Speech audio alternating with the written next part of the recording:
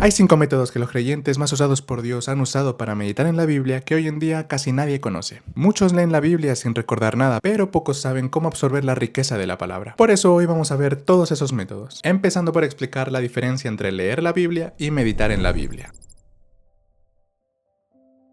Todos estamos de acuerdo en que dedicar tiempo a la Biblia es fundamental, pero definitivamente no sirve solo con leerla. Porque si de verdad quieres retener, leer solamente es el principio. Lo más importante se centra en la meditación de las Escrituras. ¿Pero qué es meditar? ¿Qué significa meditar? ¿Cómo se hace? Básicamente, meditar es pensar profundamente en las verdades y realidades reveladas en las Escrituras. Y a diferencia de otras prácticas de meditación, donde se enfocan en vaciar la mente, Dios nos invita a llenarla completamente de su palabra. Entonces, ¿es malo solo leer la Biblia? Claro que no, pero es mucho mejor leerla y después meditarla. Pero alguien se podrá estar preguntando, Anthony, ¿dónde dice en la Biblia que debemos de meditar? ¿De dónde sacas esta práctica? Me alegra mucho que lo preguntes.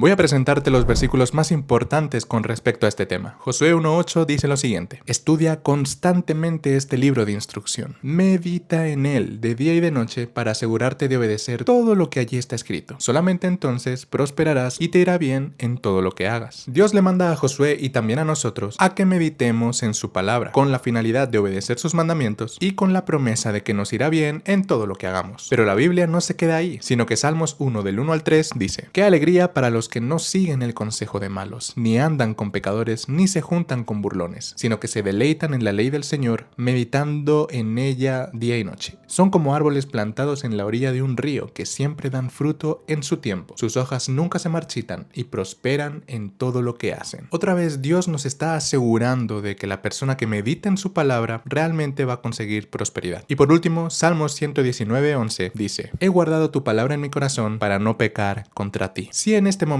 estás buscando vivir en santidad, practicar la santidad, esto es lo que tienes que hacer. Guardar tu palabra en el corazón se puede conseguir memorizando versículos y también con la práctica de la meditación de las Escrituras. Aquí te presento los 5 mejores métodos para meditar.